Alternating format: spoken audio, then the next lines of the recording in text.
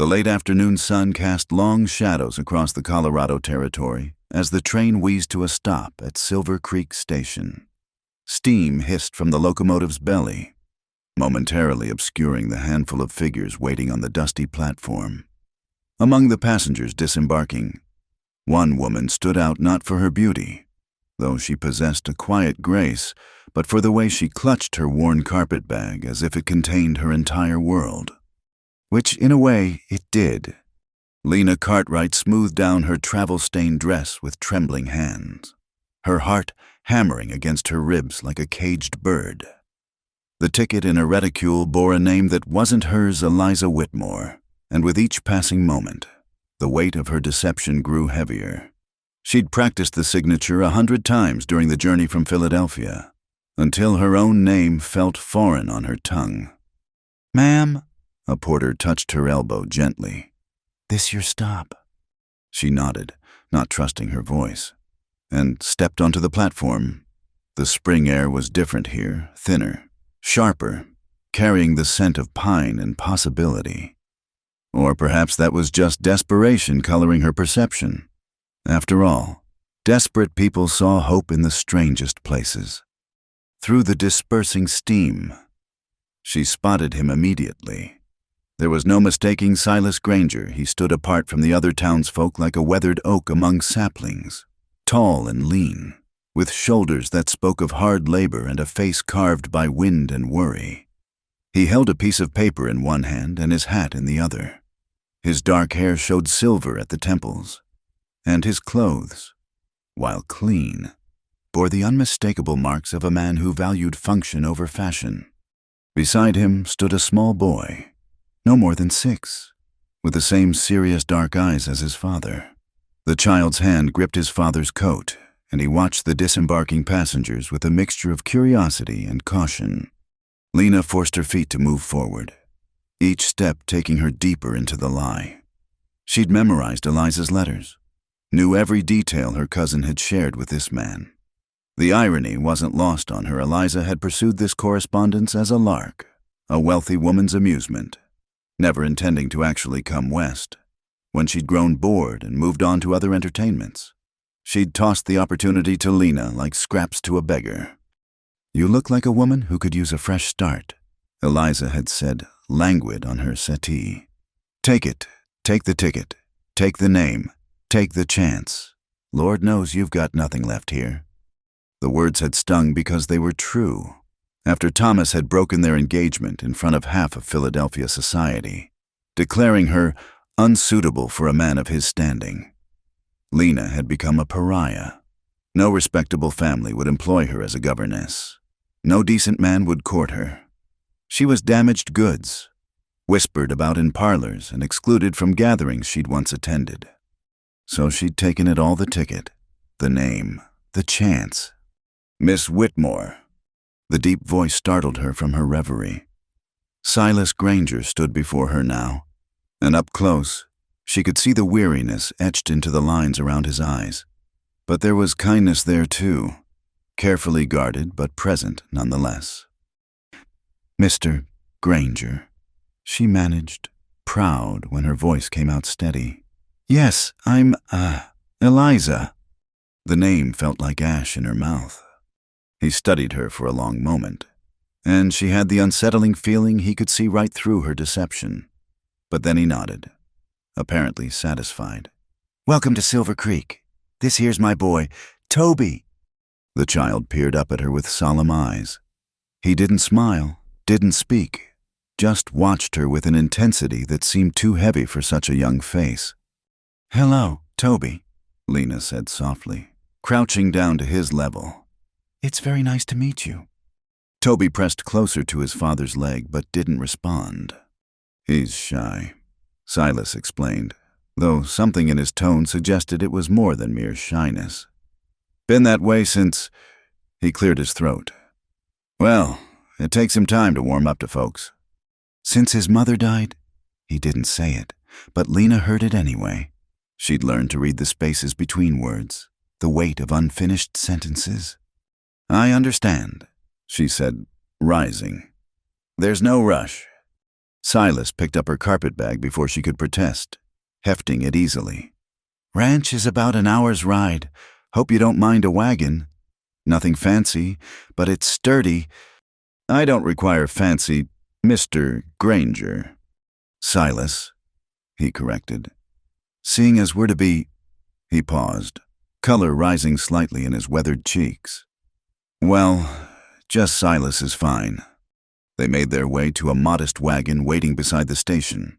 The horses stamped impatiently, eager to be home. Silas lifted Toby onto the bench seat, then turned to help her up. His hands were calloused but gentle as they steadied her climb. The town of Silver Creek spread out before them as they began their journey, a collection of wooden buildings that looked as if they'd been dropped randomly on the landscape. She saw a general store, a saloon with bat-wing doors, a small church with a crooked steeple. People stopped to stare as they passed, and Lena felt the weight of their curiosity like a physical thing. Don't mind them, Silas said quietly. New face is big news in a small town. They'll settle down once the novelty wears off. If only he knew the novelty would explode like dynamite once her truth came out. But Lena pushed the thought away. She'd worry about tomorrow when it came. Today, she just needed to make it through without revealing herself. Your letters spoke of a ranch, she ventured, desperate to fill the silence with something other than her racing thoughts. What do you raise? Cattle, mostly. Some horses. Got about 300 head. Enough to make a decent living if the weather cooperates and the prices hold. He glanced at her sideways. It's not the life you're used to. I expect. If only he knew. Her life in Philadelphia these past months had been one of closed doors and turned backs, of pride swallowed and dignity surrendered. She'd slept in servants' quarters when lucky, church pews when not. The elaborate descriptions of cultured life in Eliza's letters, the very things that had charmed Silas, were as foreign to her now as this wild landscape. I'm adaptable, she said simply. Toby sat between them, a small, silent barrier. Occasionally, Lena caught him sneaking glances at her, but he always looked away when she noticed. She remembered being that age, remembered the weight of loss that made words seem inadequate. Her own mother had died when she was 8, leaving her in the care of an aunt who viewed her as an obligation rather than a blessing. The road wound through stands of ponderosa pine and open grassland that stretched toward mountains still capped with snow. It was beautiful in a raw, untamed way that made her artist's soul ache. She'd had to sell her watercolors months ago, along with everything else of value. But her eyes still sought out compositions the way the light caught on a hawk's wing, the subtle gradations of color in the distant peaks. It's beautiful country, she murmured. Silas's hands relaxed slightly on the reins. Gets into your bones after a while. Sarah used to say... He stopped abruptly, jaw tightening. Sarah, his wife's name, worn smooth by memory and pain. How long has it been? Lena asked gently. 2 years. The words came out clipped, final. Fever took her, took half the valley that winter. 2 years, long enough for the sharpest edge of grief to dull, not long enough to forget. She could see it in the way he held himself, the careful distance he maintained even while helping her into the wagon. Here was a man who'd learned the cost of loving and wasn't eager to pay it again, which made her deception all the more cruel. He was looking for a mother for his son, a partner for his life, and she was giving him a lie wrapped in stolen correspondence. I'm sorry, she said, meaning it more than he could know. Sorry for his loss, sorry for her deception, sorry for the pain that was surely coming. He shrugged, but she caught the flash of appreciation in his eyes. It is what it is. Toby and me, we manage. But managing wasn't living, and even she could see that. The boy was too quiet, too still. The man was too closed off, too careful. They were surviving, not thriving, and her heart ached for them even as she recognized the danger in that ache. She couldn't afford to care too much. This was temporary, a way station on her journey to somewhere else. a few months to save some money, to let the scandal die down back east. And then she'd disappear. Eliza Whitmore would vanish as suddenly as she'd appeared, and Lena Cartwright could try to build something honest somewhere new. The ranch came into view as the sun touched the horizon, painting everything in shades of gold and crimson. It was modest but well-maintained, a 2-story house with a wide porch, a barn that looked sturdy enough to weather any storm, several outbuildings, and fenced pastures where cattle grazed. "Home," Silas said simply, but Lena heard the pride beneath the plainness. As they pulled up to the house, a dog came bounding out, a mixed breed with more enthusiasm than sense, barking joyfully at their arrival. Toby's face lit up for the first time, and he scrambled down from the wagon before Silas could help him. "That's Buck," Silas explained, climbing down and reaching up to help her. "Only thing that can get a smile out of the boy these days." His hands lingered on her waist a moment longer than strictly necessary as he set her on the ground, and their eyes met. In that brief connection, Lena saw loneliness that matched her own, hope wrestling with caution, and something else, a spark of attraction quickly suppressed. "I'll show you to your room," he said, stepping back and grabbing her carpet bag. "You'll want to rest after your journey. Tomorrow will be soon enough to learn the lay of things." The house was clean but spare, clearly lacking a woman's touch for the past 2 years. Everything was functional, nothing decorative. It smelled of wood smoke and leather, coffee and the faint mustiness of a place where doors stayed closed too often. Silas led her upstairs to a room at the end of the hall. It was simple but clean, a bed with a quilt that had seen better days, a dresser with a cracked mirror, a chair by the window that looked out over the vast expanse of land. "Was Sarah's sewing room," he said quietly. "Cleared it out last month when I decided to, well, when I placed the advertisement." The advertisement for a mail-order bride, the one Eliza had answered on a whim, and Lena had claimed in desperation. "It's perfect," she said, and meant it. After months of uncertainty, any room of her own felt like a palace. He set down her bag and turned to go, then paused in the doorway. "I know this is strange, for both of us, but I'm glad you're here. Eliza, Toby needs—" He struggled for words. "We both need things to be different than they've been." The false name was like a slap, but Lena kept her face calm. "I understand." After he left, she sank onto the bed and let out a shaky breath. Through the thin walls, she could hear him moving around downstairs, the low rumble of his voice as he spoke to Toby, the clatter of dishes that suggested supper preparations, normal sounds of a normal life. Except nothing about this was normal. She was living another woman's life, stealing a future that wasn't meant for her. But what choice did she have? Go back to Philadelphia and starve with her dignity intact? At least here, her lie might do some good. She could help that broken-hearted boy downstairs, could ease the burden on his father's shoulders, even if only temporarily. Outside her window, the first stars were appearing in the darkening sky, so many more than she'd ever seen in the city, as if the heavens themselves were wilder out here. She pressed her hand against the glass and made a promise to them, to herself. She would earn this chance, even if she'd stolen it. She would work hard, be kind, make their lives better for having known her. And when the time came to leave, she would go quietly, taking her secrets with her. It wasn't much of a plan, but it was all she had. A knock at the door interrupted her thoughts. "Miss Eliza?" It was Toby's voice, small and uncertain. "Pa says supper's ready." "I'll be right down," she called, quickly checking her appearance in the cracked mirror. The woman looking back at her was a stranger, travel-worn, desperate, living under a false name in a place she'd never imagined being. But she was alive, she was here, and for now, that would have to be enough.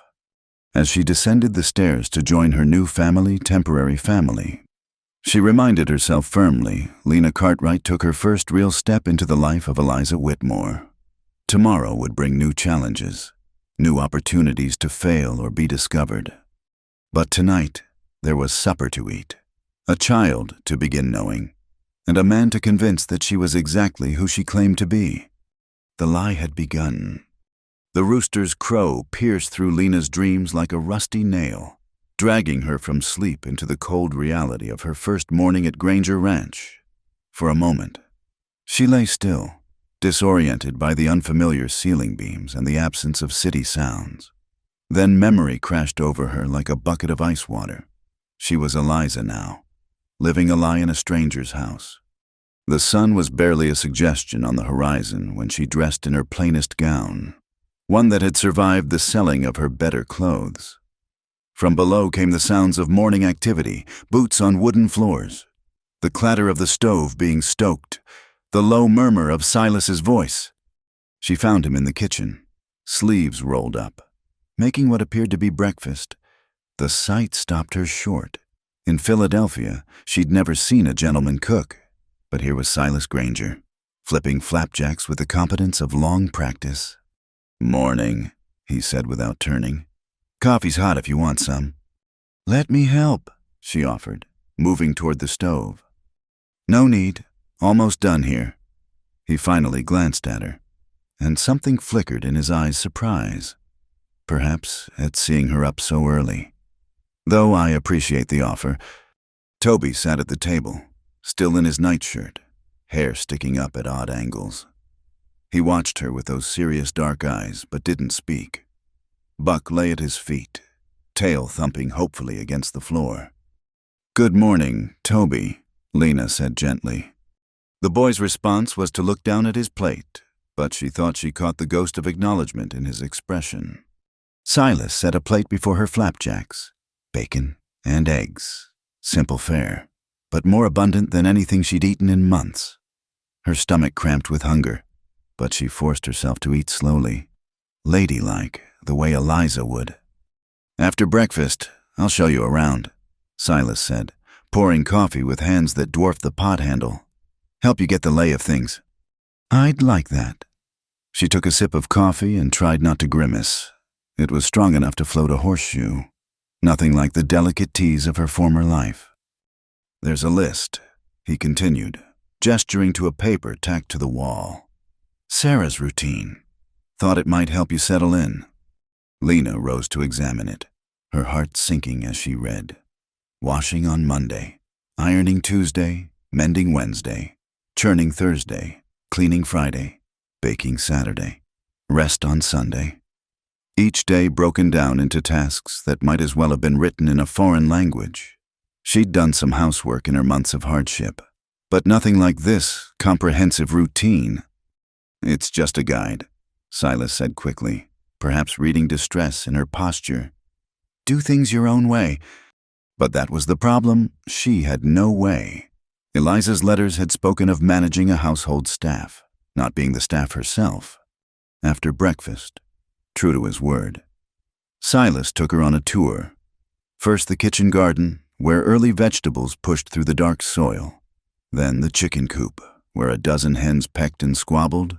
The milk cow in the barn, the root cellar, the smokehouse, each stop revealing another aspect of ranch life she knew nothing about. "The chickens need feeding morning and evening," he explained. "Eggs collected daily. Bessie there needs milking twice a day." "I can learn," Lena interrupted, hearing the edge of overwhelm in her own voice. "I'm a quick study." He studied her for a long moment, and she had the unsettling feeling he could see right through her claimed competence. "I'm sure you are," he said finally. "Just don't expect to master it all at once. Ranch life takes some getting used to." If only he knew how much getting used to it would take. The morning passed in a blur of new information and small disasters. She scattered the chicken feed too close to the coop, causing a feathered riot that left her dress splattered with droppings. Her attempt to collect eggs resulted in 2 broken shells and a peck on the hand from an irritated hen. When she tried to pump water from the well, she couldn't get the rhythm right and soaked her sleeves. Through it all, Toby watched from various perches the porch steps, the barn door, the garden fence, never speaking, just observing her fumbling attempts with an expression she couldn't read. By midday, Lena was exhausted, discouraged, and fighting tears. She'd thought herself prepared for hard work, but this was beyond anything she'd imagined. How did women do this every day? How had Sarah managed it all while raising a child? She was attempting to prepare lunch, slicing bread with trembling hands, when disaster struck. The knife slipped, catching her thumb. Blood welled immediately, and she couldn't suppress a cry of pain. "What happened?" Silas appeared in the doorway, taking in the scene with quick assessment. "Let me see." Before she could protest, he'd taken her hand in his, examining the cut with gentle fingers. His touch was warm, calloused, and surprisingly tender. "Not too deep," he pronounced, reaching for a clean cloth. "Hold still!" He wrapped her thumb with practiced efficiency, his face bent close to hers in concentration. She could smell soap and leather, coffee, and something uniquely him. When he tied off the bandage and looked up, their faces were inches apart. Time seemed to stop. His eyes, she noticed, weren't simply brown but had flecks of gold, like autumn leaves. His breath caught slightly, and she realized hers had too. For a moment, the weight of her deception lifted, replaced by something simpler, more dangerous attraction. Then Toby appeared in the doorway, and the spell broke. Silas stepped back quickly, color rising in his cheeks. "You should be more careful," he said gruffly. "Ranch work isn't forgiving of carelessness." The word stung more than the cut. "I'll remember that," she managed. He left then, calling Toby to help with afternoon chores, and Lena sank into a chair, cradling her injured hand. What was she doing? She couldn't even slice bread without injury. How could she hope to maintain this charade? But what choice did she have? She thought of the alternatives, returning to Philadelphia in disgrace, facing the whispers and closed doors, trying to survive on the streets. No, she would master this life if it killed her. The afternoon brought new challenges. She attempted to start supper, following a recipe from Sarah's neat handwriting, but the stove was a temperamental beast, either too hot or too cold, and she couldn't get the biscuits to rise properly. The stew scorched on the bottom while remaining raw on top. The coffee boiled over, filling the kitchen with bitter smoke. She was near tears when Silas returned, but he surveyed the chaos without comment. "First day's always rough," he said simply, rolling up his sleeves. "Here, let me show you about the stove. She's got moods, but once you know her tricks—" They worked together to salvage supper, and Lena found herself grateful for his patience. He showed her how to bank the fire, how to test the temperature, how to keep the coffee from boiling. His teaching was matter of fact, without condescension. And she began to relax slightly. Toby joined them for the meal, which, while not elegant, was at least edible. The boy ate mechanically, his eyes moving between his father and Lena with watchful intensity. "Miss Eliza," he said suddenly, the first words he'd spoken directly to her. "Do you know any stories?" Lena's heart leaped. "I do, actually, many stories. Would you like to hear one?" He nodded solemnly. "After supper and chores," Silas interjected. "And only if Miss Eliza isn't too tired." "I'm not tired," Lena said quickly, though exhaustion pulled at every muscle. This was a chance to connect with the boy, to begin earning her place here beyond just the work. Evening chores were a repeat of the morning's fumbles, but marginally better. She managed to feed the chickens without wearing their dinner, and only broke one egg during collection. Progress, she told herself. When they gathered in the parlor afterward, Toby surprised her by sitting on the rug near her chair rather than maintaining his usual distance. Buck immediately flopped beside him, tail wagging. "What kind of story would you like?" Lena asked. "An adventure," Toby said after careful consideration. "With horses, and maybe Indians, but not too scary."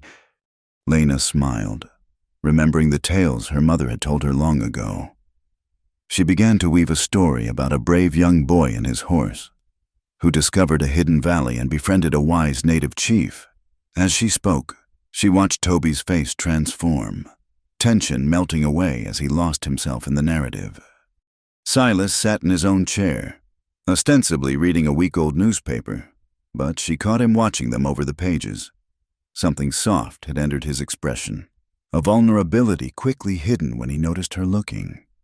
When the story ended, Toby actually smiled, a quick, fleeting thing, but genuine. "That was good," he pronounced. "Will you tell another tomorrow?" "If you'd like." Lena agreed, warmth blooming in her chest. "Time for bed," Silas announced, setting aside his paper. "Dawn comes early." Toby went without protest, though he paused at the doorway. "Good night, Miss Eliza." "Good night, Toby." After the boy's footsteps faded upstairs, Silas remained, seeming to wrestle with something. Finally, he spoke. "He hasn't asked for stories since Sarah died," he said quietly. "Hasn't smiled much either. He's a wonderful boy," Lena said. "Just needs time." "Time." Silas ran a hand through his hair. "Sometimes I wonder if time helps or just makes us better at hiding the hurt." The raw honesty in his voice made her chest tight. "Perhaps both," she offered. "But hiding isn't healing." He looked at her sharply, as if she'd said something profound. "No," he agreed slowly. "It isn't." They sat in surprisingly comfortable silence for a moment before he stood. "You did well today. I know it's not what you're used to." "I'll do better tomorrow," she interrupted, not wanting to hear again how she didn't fit this life, even if it was true. "I wasn't criticizing," he said gently, "just appreciating the effort. Not everyone would try so hard." After he left, Lena remained in the parlor, watching the fire die to embers. Her thumb throbbed under its bandage, her muscles ached, and her conscience tortured her with the memory of Toby's trusting face as she'd told her story. She was a liar, a desperate woman playing a role she was desperately unqualified for. But tonight, she'd made a lonely boy smile. She'd helped prepare a meal. However, imperfectly, she'd taken the first steps toward earning her place here, even if that place was built on deception. Tomorrow would bring new challenges. She still had to master the milk cow, figure out the washing, learn to bake bread that didn't resemble rocks. But tonight, she'd survived. More than that, she'd found moments of connection, glimpses of the life this could be if only she were really Eliza Whitmore. The thought followed her up to her room, where she sat at the window looking out at the star-filled sky, somewhere in Philadelphia. The real Eliza was probably attending a soiree, never knowing that her discarded opportunity had become another woman's lifeline. "I'll make this work," Lena whispered to the stars. "For Toby, for Silas, for myself." It was a promise she desperately hoped she could keep, because with each passing hour, the stakes grew higher. This wasn't just about survival anymore. It was about a broken family that was beginning to let her in, about a man whose rare smiles made her heart race, about a boy who needed exactly what she could give if only she could keep her secret long enough to give it. 3 weeks had passed since Lena's arrival at Granger Ranch, and slowly, imperceptibly at first, the rhythm of life had begun to change. The morning chaos that had marked her early days had given way to something resembling competence, though she still approached Bessie the milk cow with the caution one might reserve for a grizzly bear. This particular morning dawned crisp and clear, with the kind of pristine light that made the mountains seem close enough to touch. Lena had risen before the roosters crow, determined to have breakfast ready before Silas came down. It had become a point of pride. These small victories against her own inexperience. She hummed softly as she worked, one of the lullabies her mother had sung years ago. The biscuits were rising nicely. She'd finally mastered the temperamental stove, and bacon sizzled in the pan. Coffee percolated with a comforting rhythm. "You're singing." She spun around to find Toby in the doorway, still in his nightshirt, Buck faithful at his heels. The boy's observation wasn't accusatory, merely surprised. "I suppose I am," Lena said, smiling. "Does it bother you?" He shook his head, climbing onto his usual chair. Ma used to sing in the mornings. The simple statement hung in the air between them, fragile as spun glass. Lena carefully flipped the bacon, choosing her words with equal care. What did she sing? Church songs, mostly, sometimes funny ones about frogs and such. A tiny smile flickered across his face. She made up silly words when she forgot the real ones. That sounds wonderful. Lena said softly, Would you like to hear the song I was humming? It's about a mockingbird. Toby nodded, and she began to sing properly this time, her clear voice filling the kitchen with the gentle melody. When she finished, she was startled to find Silas standing in the doorway, an expression on his face she couldn't quite read. Don't stop on my account, he said roughly, moving to pour coffee. The song's finished anyway, she replied, feeling unaccountably shy. Breakfast is nearly ready. They ate in comfortable silence, but Lena noticed Silas watching her when he thought she wasn't looking. There was something different in his gaze lately, a softening around the edges that made her pulse quicken and her guilt deepen in equal measure. After breakfast, she tackled the Washing Monday's inevitable trial. She'd improved considerably from her first attempt, when she'd used too much lye soap and nearly scrubbed holes in Silas's work shirts. Now she worked with practiced movements, though her city-soft hands still protested the harsh soap and hot water. She was hanging sheets on the line, fighting the playful wind that wanted to turn them into sails. When she heard Toby's laughter, the sound stopped her cold. In 3 weeks. She'd heard him chuckle, seen him smile, but this was pure, unbridled joy. Peering around the billowing sheet, she saw him in the garden with Silas, both of them muddy to the knees. They appeared to be having a contest to see who could pull the largest carrot, and Toby was winning. His small hands wrapped around an enormous specimen. It's bigger than my arm, the boy crowed, holding up his prize. Bet it's tough as leather, Silas teased. Probably have to boil it for a week. Will not Miss Eliza will make it taste good. She makes everything taste good now. Lena's eyes burned with sudden tears. When had she become the person who made everything better? How had this happened? Speaking of Miss Eliza, Silas said, his voice carrying clearly, we should probably help with the washing. What do you say? But washing's women's work. Toby protested, then seemed to reconsider. Though I guess if we help, she'll be done faster and can tell me another story. They appeared around the sheet line, both grinning like conspirators. Silas's shirt was muddy, his hair mussed, and he looked years younger than usual. Thought you might like some help, he offered. You'll get the clean clothes dirty, she protested, but she was smiling. Then we'll wash them again. He grabbed a wet shirt from the basket. Toby, you hold this end, and we'll hang it together. What followed was more play than work. Toby ran back and forth, delivering clothespins with great importance. Silas told ridiculous jokes that made his son giggle, and Lena hid her smiles behind her hand. When a sheet escaped in the wind, all 3 of them chased it across the yard, finally capturing it in a laughing heap. We're being silly, Toby announced, but he was grinning wider than she'd ever seen. Nothing wrong with silly, Silas said, ruffling his son's hair. Life's too short to be serious all the time. As they finished hanging the last of the washing, Mrs. Henderson from the neighboring ranch appeared on the road.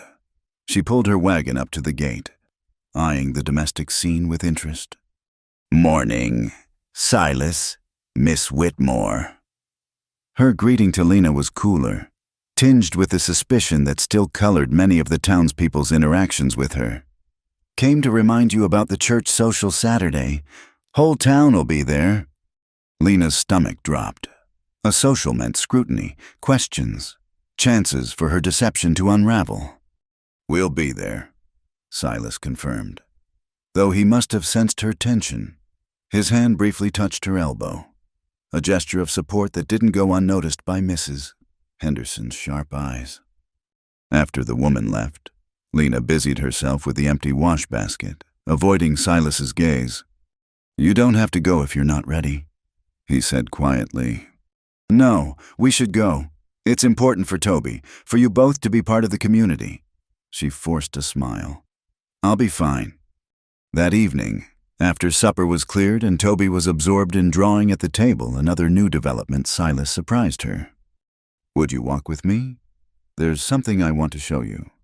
She glanced at Toby, but the boy waved them away. "I'm drawing Miss Eliza's mockingbird. Gotta get the feathers right."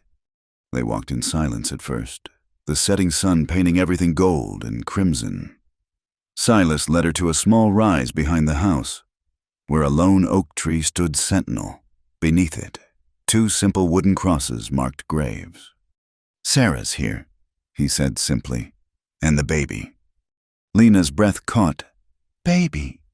"She was carrying our second when the fever came. Lost them both." His voice was steady, but she could hear the old pain beneath. "I come here sometimes, when the house feels too empty." She didn't speak, sensing he needed to say more. "Toby doesn't remember the baby, thank God, but he remembers Sarah getting sick, remembers me not being able to fix it." He picked up a small stone, turned it over in his fingers. "Hardest thing I ever did, watching her fade and knowing there wasn't a damn thing I could do to stop it." "I'm sorry," Lena whispered. "I used to come here every day, then every week. Now." He looked at her, and the vulnerability in his eyes made her chest tight. "Now sometimes I go days without coming. Feels like betrayal and relief all at once." "It's not betrayal," she said gently. "It's healing." He was quiet for a long moment. "She would have liked you. Sarah had a way of seeing the good in people, bringing it out. You're like that with Toby." Guilt stabbed through her. If he knew the truth, knew she was living a lie, would he still think Sarah would have liked her? "The first time I saw him really smile again was when you told that story about the horse and the hidden valley." Silas continued. "Do you know what that meant to me? To see my boy coming back to life." "Silas." "I'm not asking for anything," he said quickly. "Just wanted you to know that what you're doing here, it matters. More than you might realize." They stood together as the sun dipped below the horizon. 2 crosses and 2 people bound by losses they could share and secrets they couldn't, when a cool breeze made her shiver. Silas shrugged out of his jacket and draped it over her shoulders. The gesture was so natural, so protective, that it nearly undid her. "We should get back," she managed. "Toby will wonder." But as they walked back to the house, his jacket warm around her and his presence steady beside her, Lena felt the walls she'd built around her heart beginning to crack. This was supposed to be temporary, a brief deception to save herself. Instead, she was becoming part of something real, something precious. That night, as had become their custom, she told Toby a story. This one was about a brave boy who helped a lost bird find its way home. Toby listened with rapt attention, occasionally asking questions or suggesting plot twists. When the story ended, he surprised them both. "Miss Eliza, would it be okay if I called you May?" The room went still. Silas's newspaper rustled as he lowered it, watching her with an unreadable expression. Lena's throat felt thick with emotion. "If that's what you'd like, I'd be honored." Toby nodded, satisfied, and headed for bed without further comment, as if he hadn't just shifted the earth beneath her feet. After he'd gone, Silas cleared his throat. "You don't have to—" "I want to," she interrupted. "He's a wonderful boy, Silas." Any woman would be proud to have him call her Ma. He stood abruptly, moving to the fireplace. "Lena?" He stopped, color flooding his face. "I mean, Eliza. Christ, I'm sorry." Her blood turned to ice. Had he somehow discovered her real name? But no. He was simply flustered, running his hand through his hair in that gesture she'd come to recognize as nervousness. "What I'm trying to say is, this arrangement, it's becoming more than I expected. More than just convenience and help with the boy." He turned to face her. I find myself looking forward to coming in from the fields, knowing you'll be here, watching you with Toby, seeing you make this house a home again." Silas? She whispered, not knowing if she was warning him off or encouraging him. He crossed to her chair, knelt beside it so they were eye level. "I'm not good with words. Sarah always said I was better with actions than speeches. But I need you to know that whatever this is between us, I feel it too. And if you're willing, I'd like to see where it might lead." She should tell him the truth. Right now, before another day passed, before another wall crumbled, but looking into his earnest face, seeing the hope mixed with fear in his eyes. She couldn't, not yet. "I feel it too," she admitted, and that, at least, was honest. His smile was like sunrise after a long night. He took her hand, pressed it briefly to his lips, a gesture so gentle and old-fashioned it made her want to weep. "We'll take it slow," he promised. "No rush, just see what grows." After he retired, Lena sat alone in the parlor, his jacket still around her shoulders. Everything was changing too fast. She'd meant to stay distant, to play a part. Instead, she was falling in love with the boy who now called her Ma, with the man who looked at her like she'd brought light back to his world, with this life she was building on a foundation of lies. Tomorrow she would have to pretend again, would have to answer to a name that wasn't hers, would have to wear her deception like an ill-fitting dress. But tonight, wrapped in Silas's jacket with the memory of his lips on her hand, she let herself imagine this was real, that she really was Eliza Whitmore, mail-order bride who'd found unexpected love in the Colorado wilderness. The fantasy was beautiful. The reality, when it came crashing down, would destroy everything.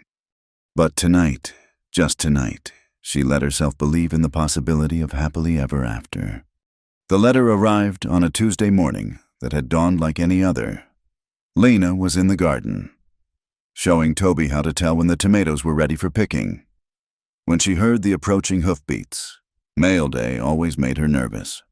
Each delivery could bring the exposure she dreaded, but she'd grown complacent after 6 weeks of safety.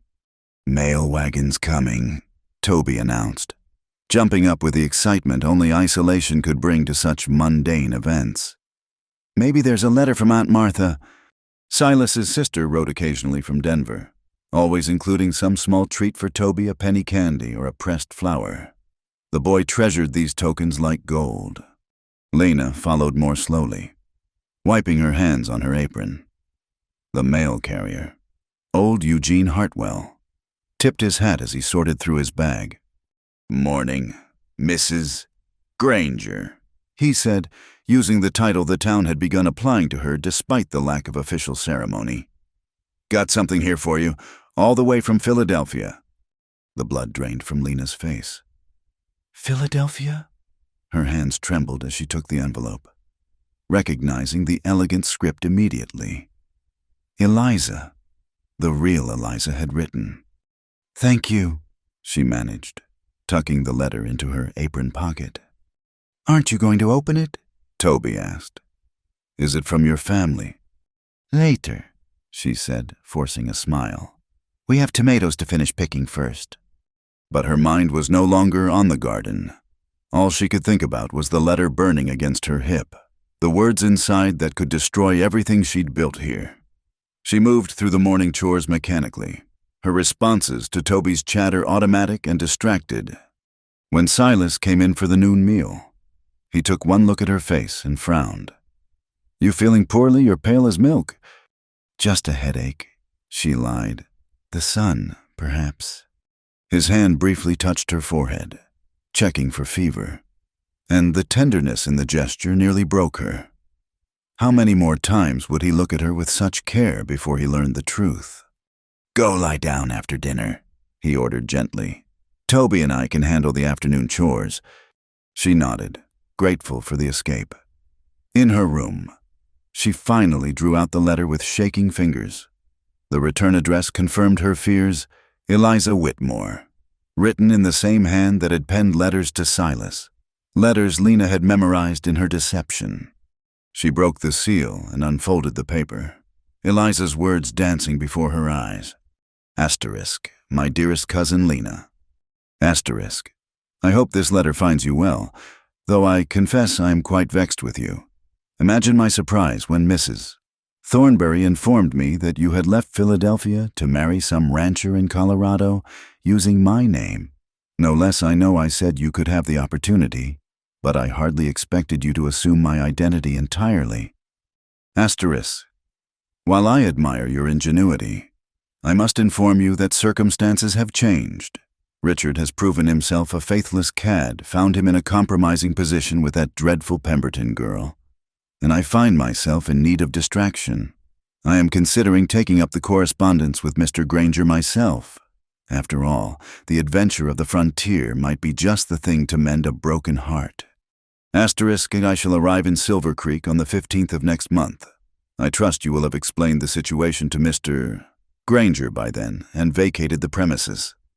Family is family, dear cousin. But surely you understand that one cannot simply steal another's life indefinitely. Asterisk, your loving, if somewhat put out cousin. Asterisk, Eliza, asterisk. The letter fell from Lena's numb fingers. 1 month. She had 1 month before her world came crashing down. 1 month before she had to look into Toby's trusting eyes and tell him she wasn't really his ma. 1 month before she had to watch Silas's face transform from love to hatred. A knock at the door made her jump. "Miss Eliza, Ma?" Toby's voice was worried. "Pa said to bring you some willow bark tea for your head." She quickly hid the letter and opened the door. Toby stood there with a steaming cup, his face creased with concern. "Thank you, sweetheart," she said, taking the tea with trembling hands. "Are you crying?" He stepped closer, studying her face. "Is your head really bad?" "It's better now," she lied, managing a watery smile. "The tea will help." He didn't look convinced but didn't press. "Pa's worried. He gets a funny look when people he cares about feel sick." People he cares about, the words were like knives. That evening, she moved through supper preparations like a ghost, every familiar action kneading bread, stirring stew. Setting the table felt like a goodbye. How many more meals would she cook in this kitchen? How many more times would she watch Silas and Toby bow their heads for grace? "You're still pale," Silas observed over supper. "Maybe I should fetch Doc Morrison." "No," she said too quickly. "I'm fine, really." He studied her with those keen eyes that missed little. "Is it the church social on Saturday? You don't have to go if—" "It's not that." She forced herself to eat, though the food tasted like ash. "Just one of those days, I suppose." After Toby's bedtime story, she held him extra long when he hugged her good night. Silas cornered her in the parlor. "Something's wrong," he said bluntly. "And it's not a headache. You've been skittish as a colt since the mail came." His eyes narrowed. Was there bad news from home? Home? Philadelphia had never been home. Not really. This was home, this ranch, this kitchen, these two people who'd claimed her heart. "No bad news," she said, which was true from a certain angle. For Eliza, it was probably good news. He crossed to where she sat, knelt before her chair as he had that night weeks ago. "Eliza, whatever it is, you can tell me. Well, I thought we were building something here. Together." The use of that false name broke something inside her. "Don't," she whispered. "Don't what?" He took her hands, his thumbs rubbing gentle circles on her palms. "Don't care about you. Don't worry when you're hurting. Too late for that. I'm afraid. You don't understand. Then help me understand." His voice was patient, gentle, everything she didn't deserve. "Whatever's troubling you, we can face it together. That's what people do when they—" He paused, color rising in his cheeks. "When they care for each other like we do." She should tell him, right now, with his hands warm around hers and his heart open before her, but looking into his face, seeing the trust and growing love there. She couldn't form the words, couldn't bear to watch that warmth turn to ice. I need time, she whispered. Just give me a little time to sort through some things. He studied her for a long moment, then nodded. Time I can give you. Lord knows you've been patient with us. He squeezed her hands before releasing them. Just remember, whatever it is, you're not alone anymore. You've got Toby and me now. After he went to bed, Lena sat by the dying fire and tried to think. She could run, pack her few belongings, and disappear before dawn. Leave a note explaining nothing. It would be cruel, but perhaps kinder than the truth. But the thought of Toby waking to find her gone, of Silas searching the empty rooms, no, she couldn't do that to them. They deserved better, even if better meant the truth. She could write to Eliza, beg her to stay away, but her cousin had made up her mind, and Lena knew how stubborn Eliza could be when she wanted something. Besides, what right did she have to keep Eliza from the life she'd originally chosen? The days that followed were torture. Every sweet moment felt like theft. When Toby ran to her with a scraped knee, trusting her to make it better, she wondered how he would remember her after she left. When Silas brushed her hand at dinner or smiled at her across the yard, she memorized each touch, each look, storing them against the lonely years ahead. The church social arrived too quickly. Lena dressed carefully in her best dress, one of Sarah's that she'd altered to fit. Looking in the mirror, she hardly recognized herself. When had the desperate, discarded woman from Philadelphia transformed into this frontier wife? When had the role become real? You look beautiful, Silas said from the doorway, and the raw appreciation in his voice made her eyes sting. He was dressed in his Sunday best, hair slicked back, looking handsome and solid in everything she was about to lose. Pa's right, Toby chimed in, bouncing with excitement. Pretty as the sunrise. Flatterers, both of you, she managed, smoothing her skirts to hide her shaking hands. The social was held in the church hall, tables groaning with food, musicians tuning up in the corner. The entire town had turned out, and Lena felt their eyes as she entered with Silas and Toby. The speculation had died down over the weeks, but she knew it would reignite with a vengeance when the truth came out. Chin up, Silas murmured, his hand warm at the small of her back. They're just curious. Give them a few more months, and you'll be old news. A few more months. If only she had that luxury. They made their rounds, Silas introducing her to those she hadn't yet met. Most were polite, some even warm. Mrs. Chen, the banker's wife, complimented her on the cake she'd contributed. Mr. Jameson asked after her garden, having heard she was coaxing vegetables from the stubborn soil. See? Silas said during a quiet moment. They're coming around. She was about to respond when a commotion at the door drew everyone's attention. A stranger had entered, a woman in a traveling dress that screamed Eastern fashion, her blonde hair elaborately styled despite the journey. Lena's heart stopped. It couldn't be. Eliza wasn't due for 3 more weeks. But it was. Eliza Whitmore, her cousin, the real mail-order bride, stood in the doorway surveying the room with amused interest.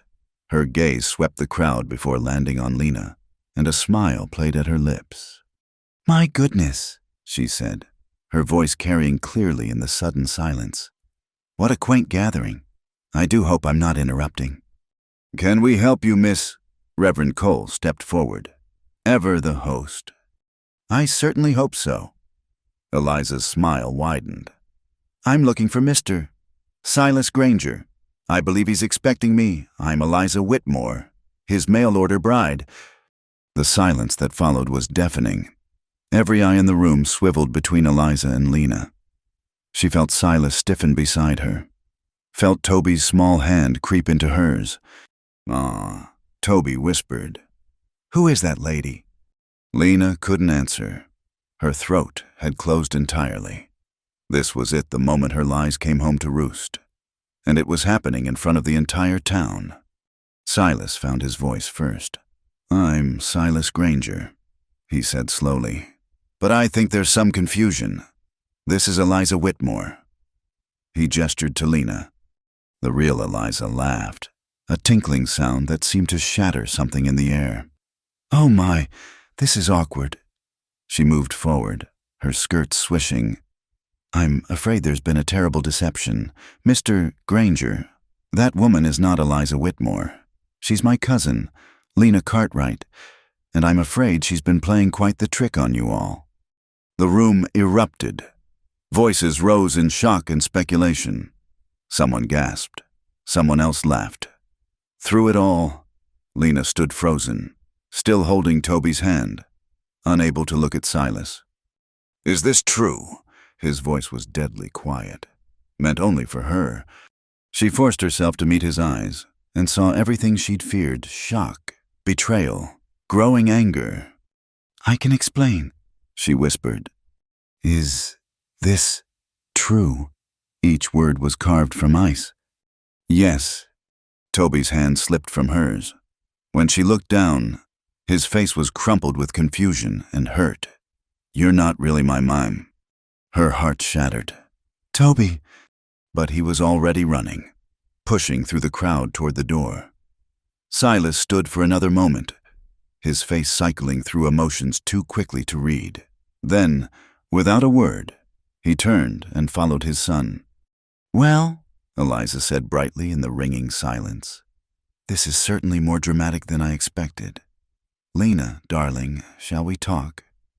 The church hall buzzed like a disturbed beehive, voices rising and falling in waves of shock and speculation. Lena stood at the center of it all, feeling naked under the weight of dozens of stares. Some faces showed sympathy, others disgust, but most displayed the avid curiosity of those witnessing a spectacular downfall. Well, this is quite the reception, Eliza said, seemingly unbothered by the chaos she'd created.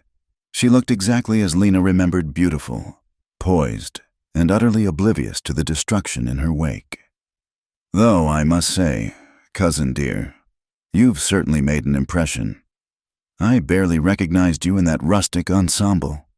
How could you? Lena found her voice at last, though it came out raw. You weren't supposed to arrive for 3 more weeks. Plans change. Eliza shrugged elegantly. Richard proved even more tedious than expected, and I found myself at loose ends. I thought, why wait adventure calls, as they say? That woman is a fraud, Mrs. Henderson's voice cut through the murmur. She's been living in Silas Granger's house under false pretenses, deceiving him, deceiving that poor child. Now, hold on. Reverend Cole raised his hands for calm. Let's not rush to judgment. Rush to judgment, Mr. Blackwood, the bank manager, interrupted. She admitted it herself. She's been lying to this entire town. Scandalous, someone whispered. Poor Silas, another voice added. After everything he's been through. And that little boy, calling her ma when she's nothing but a charlatan. Each word hit Lena like a physical blow. She wanted to run, to follow Silas and Toby and try to explain, but her feet seemed rooted to the floor. Besides, what could she say? Every accusation was true. My goodness, such drama, Eliza observed, fanning herself with a gloved hand. Really, Lena, I gave you permission to use the opportunity, not to steal my entire identity. What were you thinking? I was thinking I needed to survive, Lena said quietly, but her words were lost in the din.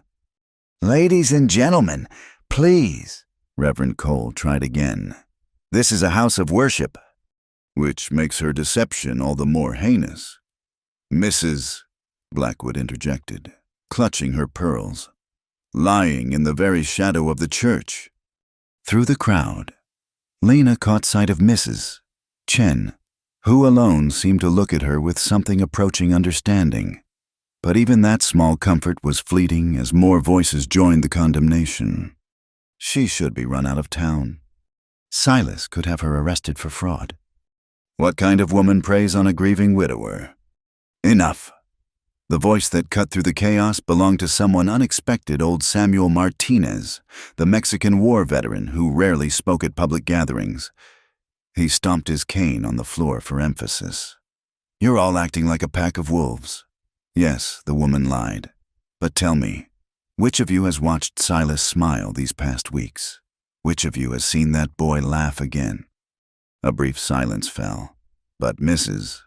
Henderson quickly filled it. That doesn't excuse. Doesn't it? Samuel challenged. Maybe not excuse, but perhaps it explains.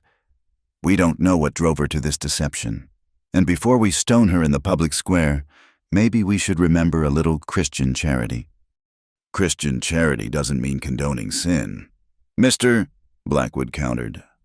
The argument resumed, voices growing louder and more heated. Lena felt the walls closing in, the air growing thin. She needed to leave, needed to find Silas and Toby, needed to... Come along, cousin. Eliza took her arm with surprising firmness. I think we've provided enough entertainment for one evening. Is there somewhere we can speak privately? Lena let herself be led outside, grateful to escape even if it meant facing Eliza's reproach. The cool evening air hit her heated face like a blessing. Around the side of the church, away from prying eyes, Eliza finally released her. Well, that was certainly more exciting than any Philadelphia soiree, her cousin said lightly. Though I must say, you've created quite a mess for me to clean up. How am I supposed to marry the man now, with all this scandal? Marry him? Lena stared at her in disbelief. You still intend to after everything you'd still take him from? She broke off, unable to finish. Eliza's perfectly shaped eyebrows rose. Take him from you, my dear cousin. He was never yours to lose. The correspondence was between Silas Granger and myself. You were merely borrowing my life. It became more than that, Lena whispered. Did it? How fascinating. Eliza studied her with the detached interest of a naturalist examining a specimen. You actually fell in love with him. And the child, too, I suppose. How terribly inconvenient for everyone. They're not inconveniences, Lena said fiercely. They're people. Good people who deserve better than my deception, and who certainly deserve better than becoming your latest amusement. For the first time, Eliza's composure cracked slightly. Careful, cousin. I'm the injured party here. You stole my identity, my opportunity. An opportunity you threw away. You said yourself you never intended to actually come here. It was a game to you, writing to a lonely widower for entertainment. And what was it to you? Eliza shot back. A chance to escape your pathetic circumstances. Don't pretend you're noble. Lena, you lied every single day to that man and his child. The truth of it stole Lena's breath. She sank onto a nearby bench, suddenly exhausted. You're right. I'm no better than you. Worse, perhaps, because I let them believe in a lie. I let them care about someone who doesn't exist.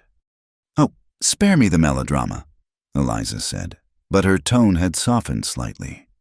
You're not the first woman to reinvent herself for survival, though I must say, you took it to rather extreme lengths. They sat in silence for a moment, the sounds of the dispersing social drifting to them on the evening breeze.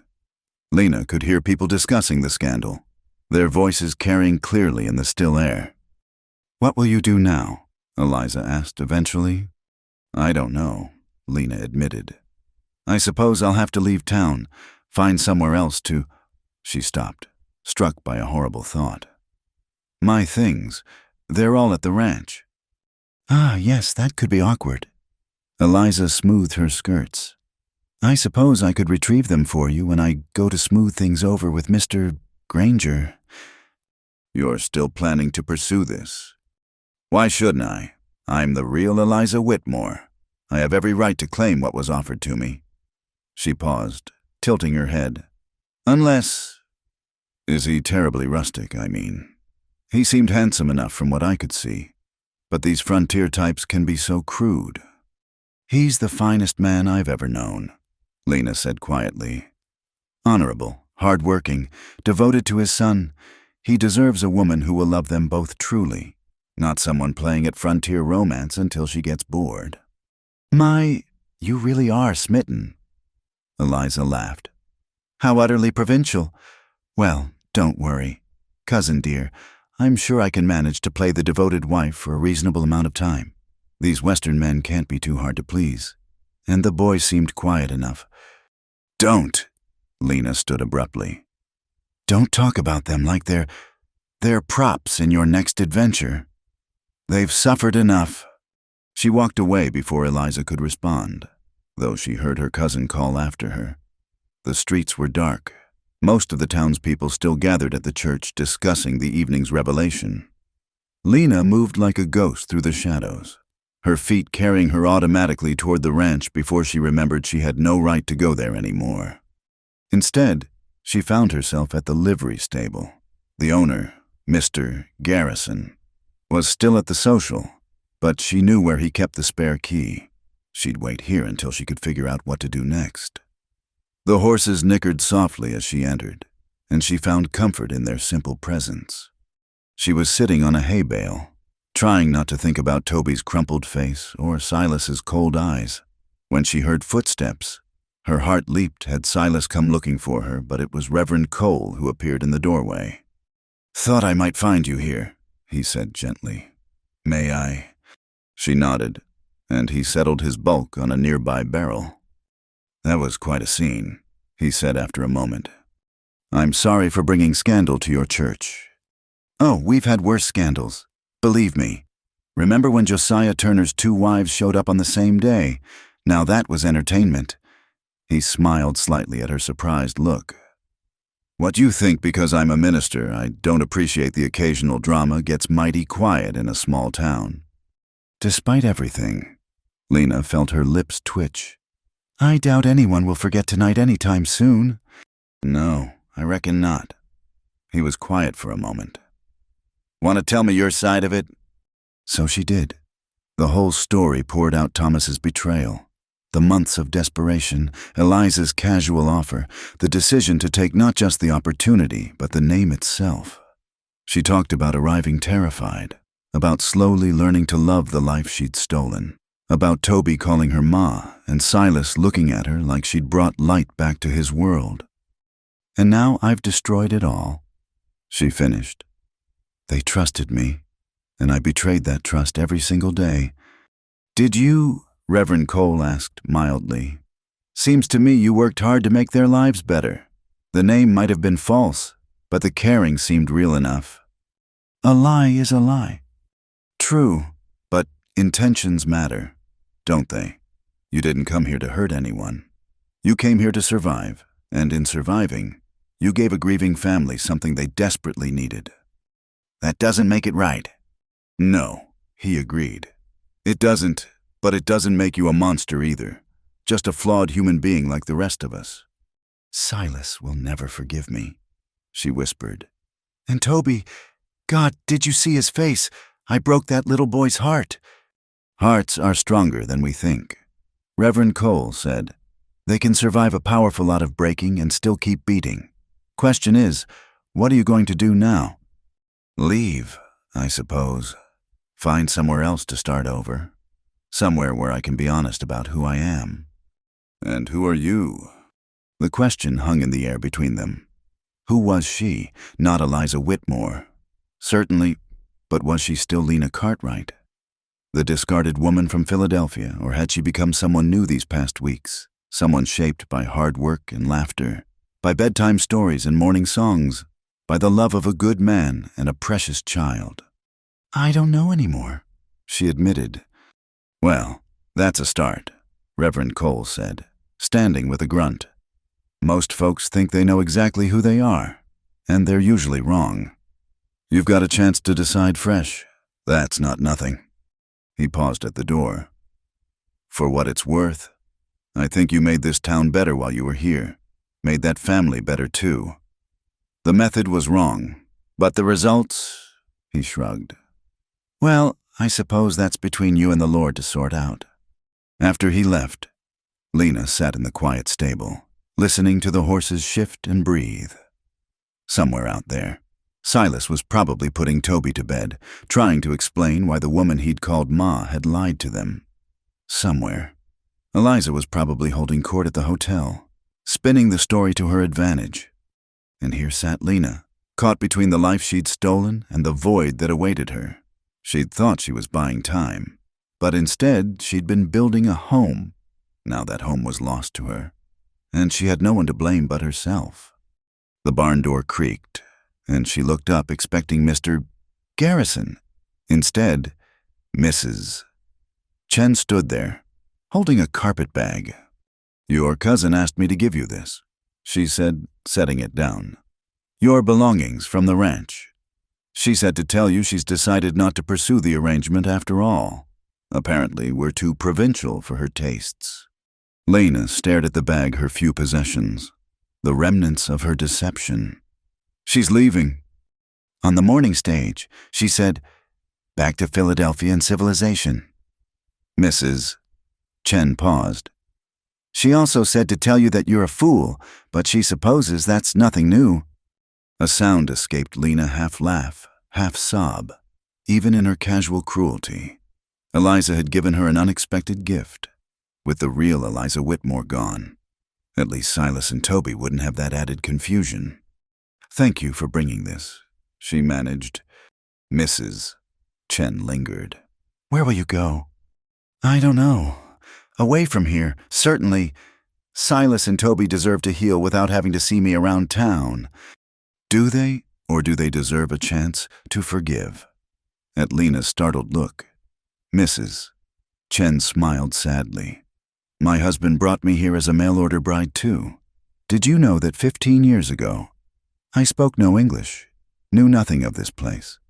I wasn't who he expected either. The matchmaker had exaggerated my qualities considerably, but we found our way to love anyway."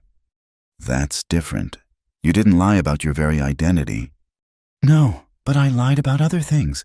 My age, my family status, my reasons for leaving China." She shrugged. "We all carry deceptions, Miss Cartwright. The question is whether we let them define us forever." She left then, and Lena was alone with her thoughts and her meager belongings. Outside, the town was settling into sleep, the scandal of the evening tucked away until tomorrow's gossip. But for Lena, there would be no sleep. There was too much to think about, too much to regret, too much to mourn. Tomorrow, she would have to make decisions. Tonight, she could only sit in the quiet stable and grieve for the family she'd found and lost, for the love that had bloomed in the midst of her deception, for the life that had felt so real despite being built on lies. The stars were bright through the stable's high window, the same stars she'd watched from her bedroom at the ranch. Had it only been that morning that she'd awakened thinking herself home, now she was just Lena Cartwright again, exposed and alone, with nothing but her guilt and her memories and the faint, desperate hope that somehow, somewhere, she might find a way to earn the forgiveness she didn't deserve. The storm arrived 3 days after the church social disaster, as if nature itself had decided to mirror the turmoil in Lena's heart. She'd taken a room at Mrs. Potts's boarding house on the edge of town, paying with the few coins she'd saved from the household money Silas had given her. The irony wasn't lost on her. Even her meager funds were tainted by deception. Thunder rolled across the valley as Lena stood at her window, watching sheets of rain transform the streets into rivers of mud. She'd kept to her room mostly, venturing out only when necessary, always with her head down and bonnet pulled low. The townspeople's reactions ranged from cold silence to outright hostility, though a few, like Mrs. Chen and Reverend Cole, offered quiet nods of acknowledgement. She hadn't seen Silas or Toby since that terrible night. Part of her was grateful. She couldn't bear to see the hurt in their eyes again. But another part, a larger part than she cared to admit, ached for just a glimpse of them. Were they managing? Was Toby eating properly? Had Silas remembered to patch the leak in the barn roof before the rains came? A fierce gust of wind rattled the windows, and Lena pulled her shawl tighter. The storm was building in intensity, unusual for this time of year. Through the rain, she could see the creek that ran through town, already swollen beyond its normal bounds. "Lord have mercy," Mrs. Potts said from the doorway, making Lena jump. Haven't seen a storm like this in 10 years. Last time, we lost the bridge and 2 houses went down the creek." "Is there danger of flooding?" Lena asked, alarmed. "Always is with these flash storms. Folks who live near the water know to move to higher ground." The older woman studied her with a mixture of curiosity and disapproval. "Including the Granger place. That ranch sits right along Willow Creek's floodplain." Lena's blood chilled. "But surely they know to be careful." "Course they do. Silas ain't fool enough to—" "Mrs." Potts broke off as a tremendous crack of lightning illuminated the sky, followed immediately by thunder that shook the building. Mercy, that was close. Lena barely heard her. All she could think about was the creek that ran behind the Granger ranch, the same creek where she'd taught Toby to skip stones just last week. In normal weather, it was a gentle ribbon of water, but in a storm like this— "I need to go," she said suddenly, reaching for her cloak. "Go in this weather, are you mad, girl? The Grangers, someone should check on them. Silas Granger can take care of his own." "Mrs." Potts said firmly. "And after what you did, you're the last person who should—" But Lena was already pushing past her, driven by a fear that overrode all reason. She knew she had no right to care, no right to interfere in their lives again, but the image of Toby playing by the creek, of how quickly the water could rise, propelled her into the storm. The rain hit her like a physical blow, instantly soaking through her cloak. Wind tore at her bonnet, sending it flying into the darkness. Water ran in rivers down the street, turning her steps treacherous. But she pressed on, slipping and sliding, her skirts heavy with mud and rain. The usual hour-long walk to the ranch took nearly 2 in the storm. Several times she fell, once sliding down an embankment and barely catching herself before tumbling into the raging creek. Her hands were scraped raw, her body battered, but she didn't stop. As she neared the ranch, her worst fears materialized. Even through the rain, she could see the creek had jumped its banks. Water spread across the lower pasture, creeping toward the house. And there, near the swollen stream, she saw a small figure. "Toby!" Her scream was swallowed by the wind, but she ran anyway, her exhausted legs finding new strength. As she drew closer, she could see him more clearly standing dangerously close to the water's edge, reaching for something. His wooden horse, she realized with dawning horror. The toy must have been swept from the porch, and he was trying to retrieve it. "Toby, no!" This time her voice must have carried, because he turned. His face lit up with surprise and something that might have been joy. "Ma, you came back." "Get away from the water!" She was almost to him now, could see how the bank was crumbling beneath his feet. "Toby, please." But it was too late. The saturated earth gave way, and with a cry of fear, Toby tumbled into the raging creek. Lena didn't hesitate. She plunged in after him, the icy water stealing her breath. The current was vicious, trying to tear her under, to sweep her away, but she fought it with strength born of desperation, her eyes fixed on Toby's small form being carried downstream. Her fingers brushed his shirt, missed. She kicked harder, her waterlogged skirts dragging her down. Another reach, another miss. The creek was carrying them toward a debris pile. Fallen trees and branches that would trap and drown them both. With a final surge of effort, she caught him, pulling his body against hers. He was crying, coughing up water, but alive.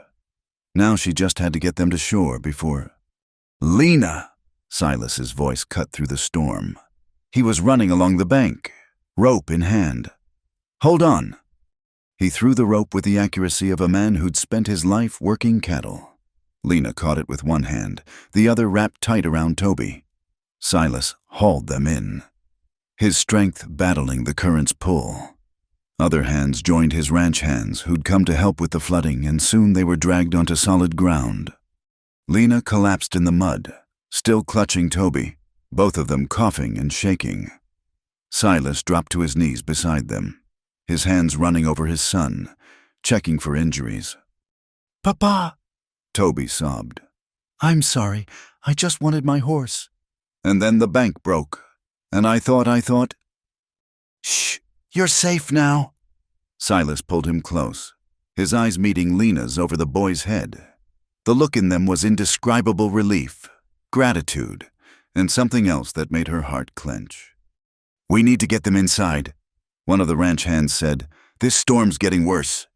Silas nodded, scooping Toby into his arms. When Lena tried to stand, her legs buckled. Without hesitation, Silas reached for her, supporting her weight. Can you walk?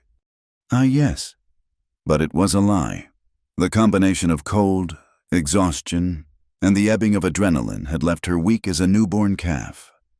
Johnson, help her, Silas ordered, already striding toward the house with Toby. The ranch hand, she recognized him as one of the younger cowboys, offered his arm. And together they struggled through the wind and rain.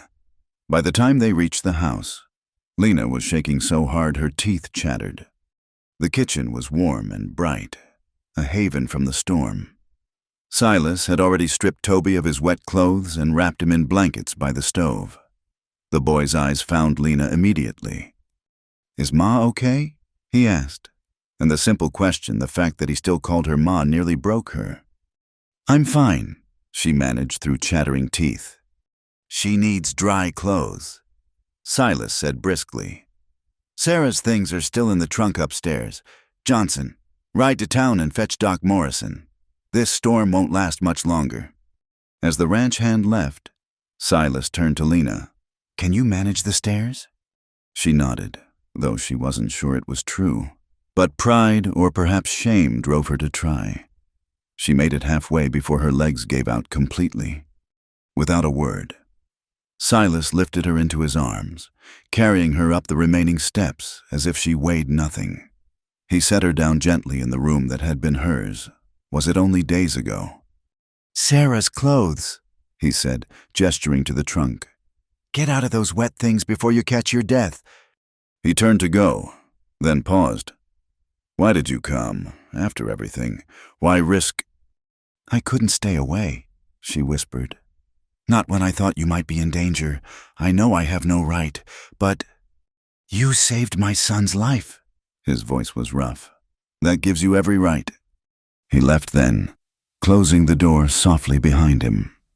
Lena sank onto the bed, trembling from more than cold. With clumsy fingers, she peeled off her sodden clothes and dressed in Sarah's things, a simple wool dress that smelled faintly of lavender. When she returned downstairs, she found Toby asleep on a makeshift bed near the stove, his face peaceful in the firelight. Silas sat beside him, still in his wet clothes, standing guard. You should change too, she said softly. You'll take ill. He looked up at her, and she saw exhaustion etched in every line of his face. In a minute, just need to be sure he's safe, she assured him. Thanks to you, that rope throw was perfect. Thanks to you, he corrected. If you hadn't been there, if you hadn't seen him... His voice broke slightly. I was in the barn, trying to move the stock to higher ground. I didn't know he'd gone outside. It's not your fault. He wanted his toy. Any child would have done the same. His mother gave him that horse, Silas said quietly. Carved it herself when she was carrying him. It's all he has left of her. Lena's throat tightened. No wonder Toby had risked so much for a simple wooden toy. They sat in silence for a moment. The storm still raging outside, but somehow distant now. Finally, Silas spoke again. The real Eliza Whitmore left town. I know, Mrs. Chen told me. She came to see me first. Quite a piece of work. Your cousin. Lena winced. I'm sorry. For all of it. For lying. For letting you believe. Why? The question was simple, but weighted with so much more. Why take her name? Why not just tell me the truth from the start? So she told him. All of it. Thomas's betrayal. The months of degradation. The desperate choice to become someone else. She talked about arriving terrified. About falling in love with the life she'd stolen. about wanting so badly to be the woman they needed that she'd almost convinced herself the lie was truth. "I kept telling myself it was temporary," she finished. "That I'd save some money and leave before anyone got hurt, but then Toby smiled, and you—" She stopped, unable to voice what Silas had come to mean to her. "I'm sorry. I know that's not enough, but I'm so very sorry." Silas was quiet for a long time, his eyes on his sleeping son. When he finally spoke, his voice was thoughtful rather than angry. "You know what the funny thing is? I knew something was off from the start. The woman in those letters. She was all polish and no substance. But you—" "You were substance pretending to be polish." He looked at her then. "The things you couldn't fake, the way you cared for Toby. The way you worked to make this place a home again that was all real. Wasn't it?" "Yes," she whispered. "Everything that mattered was real." "Then maybe," he said slowly, "the name matters less than I thought." Before Lena could respond, Toby stirred, his eyes fluttering open. "Ma?" he called sleepily. "Are you staying?" She looked at Silas, a question in her eyes. He stood, moving to kneel beside his son. "That depends," he said carefully. "How do you feel about Ma's real name being Lena instead of Eliza?" Toby considered this with 6-year-old seriousness. "Is she still the same person, the one who tells stories and makes good biscuits and saved me from the water?" "Yes," Silas said. "She's still all of those things." "Then I don't care what her name is," Toby decided. "She's just Ma." The simple acceptance of a child's love broke something open in Lena's chest. Tears spilled down her cheeks as Toby reached for her hand. "Don't cry, Ma. Everything's okay now." But everything wasn't okay. There was still the town's judgment to face. Still the weight of her deception to bear. The storm outside was beginning to ease, but the storm of consequences was far from over. Still, sitting in this warm kitchen with Toby's hand in hers, and Silas watching her with eyes that held possibility instead of condemnation, Lena felt something she hadn't felt since stepping off that train with another woman's name: hope. The floodwaters would recede, the damage could be repaired, and maybe, just maybe, a family built on lies could be rebuilt on truth. It wouldn't be easy. Trust, once broken, was hard to mend. But as Toby squeezed her hand and Silas offered her a cup of coffee, as if this were any normal evening and not the night she'd nearly lost everything to save what she'd never truly had, Lena thought that perhaps some things were worth fighting for. Even if the fight was against her own past, her own choices, her own unworthiness of the love being offered. "Thank you," she said, accepting the coffee. The words were simple, but they carried the weight of everything for the rescue, for the chance, for not turning her away. Silas nodded, understanding without explanation, and as the three of them sat together while the storm spent its fury outside, Lena allowed herself to believe that maybe, despite everything, she'd found her way home after all.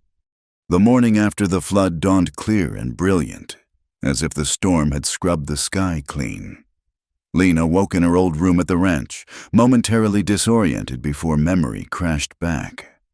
She'd stayed the night at Silas's insistence. Doc Morrison had declared both her and Toby needed watching after their ordeal, and traveling back to town in the dark seemed foolish.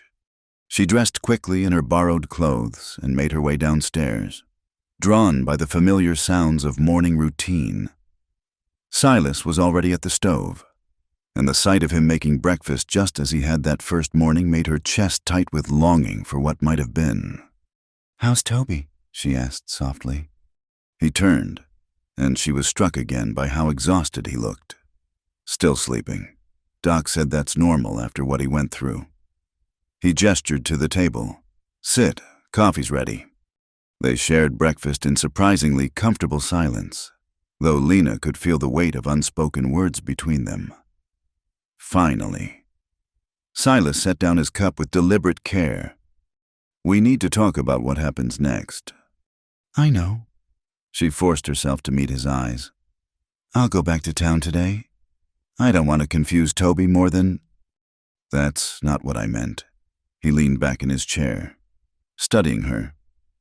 I spent most of the night thinking about truth and lies and what really matters. About watching you throw yourself into that flood without hesitation. Anyone would have... No, he interrupted firmly.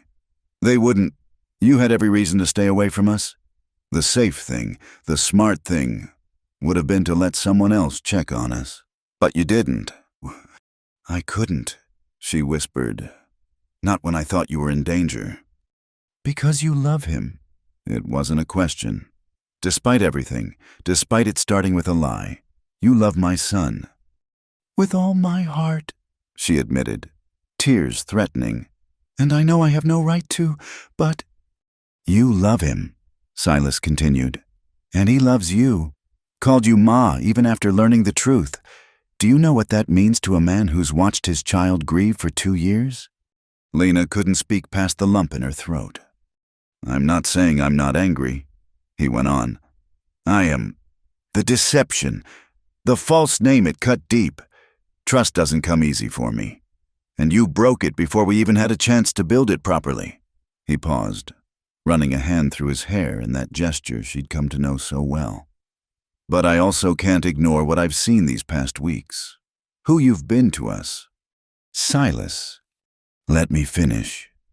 He stood, pacing to the window. That woman who left your cousin, she was everything those letters promised. Beautiful, refined, educated, everything I thought I wanted when I placed that advertisement. He turned back to her. And within 5 minutes of meeting her, I knew she would have been a disaster for us. Cold as winter wind and about as nurturing. She's not all bad. Lena felt compelled to defend, though she wasn't sure why. She's just different. Different, Silas repeated with a short laugh. That's one word for it. Point is, I'm glad she left, because it made me realize something.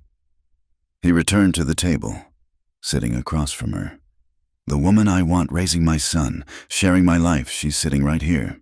Whatever name she goes by. Lena's heart stopped, then resumed at double speed. What are you saying? I'm saying maybe we start over. Do it right this time. No lies, no pretense. Just Silas Granger and Lena Cartwright. Seeing if what's grown between them is strong enough to weather the truth.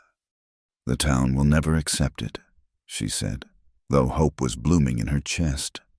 After what happened at the social, hang the town, he said with surprising vehemence. They'll gossip for a while, then find something new to jaw about. Always do. But your reputation will survive. I'm more concerned about Toby. He's been through enough upheaval. I won't put him through more unless... He reached across the table, not quite touching her hand. Unless you're sure, really sure. Because if we do this, Lena, I need to know you're staying. Not just for a few months. Not until something better comes along. For good. She turned her hand palm up. An invitation. When he took it, his calluses rough against her skin, she felt something settle into place. I'm sure, she said. If you'll have me the real me, with all my flaws and past mistakes, then I'm sure. His fingers tightened around hers. The real you is who saved my son, who brought music back to this house, who made us a family again. He lifted her hand, pressing it briefly to his lips. The real you is who I want. Pama! They turned to find Toby in the doorway, hair mussed from sleep, dragging his beloved wooden horse. He looked between them, taking in their joined hands, and a smile broke across his face. Are we keeping her, Pa? Despite the emotion of the moment. Silas chuckled. She's not a stray dog, son. But yes, if she'll have us, I'd like Lena to stay. Good, Toby said matter-of-factly, climbing into Lena's lap as if the past few days hadn't happened. Can we have pancakes? I'm powerful hungry after almost drowning. The casual mention of his near-death experience made both adults shudder, but Lena forced a smile. Pancakes it is, though you'll have to help me. I'm still learning your pa's recipe. As they worked together in the kitchen, Toby earnestly instructing her on the proper way to flip pancakes, while Silas watched with poorly hidden amusement, Lena felt the knot of anxiety in her chest begin to loosen. This was what she'd wanted from the moment she'd begun to know them. Not the name Eliza Whitmore, not the false identity, but this being part of their lives, their routines, their love. After breakfast, Silas hitched up the wagon. "We need to go to town," he announced. "Get your things from the boarding house, for one, and for another." He looked at her meaningfully. "We need to set some records straight." "Is that necessary?" Lena asked, nervous at the thought of facing the townspeople again. "Yes, we do this right from the start. That means no hiding, no shame. You're going to be my wife." He paused, color rising in his cheeks. "That is, I hope you will be, when you're ready, when we've had time to court proper." "Silas Granger, are you proposing?" she asked, torn between tears and laughter. "Attempting to," he admitted. "Doing a poor job of it. Seems like—" "I think you're doing just fine," she said softly. The ride to town was different from that first journey weeks ago. Then, she'd been rigid with fear, playing a role. Now, she sat between Silas and Toby, right where she belonged. The boy chattered about the flood, about how brave his ma had been, about whether his wooden horse had survived its adventure it had, though it would need some repair. Their arrival in town caused the stir she'd expected. People stopped on the street to stare. Curtains twitched in windows. Mrs. Henderson actually came out of the general store to gawk. "Morning, folks," Silas called out cheerfully, helping Lena down from the wagon as if she were precious cargo. "Fine day after the storm, isn't it?"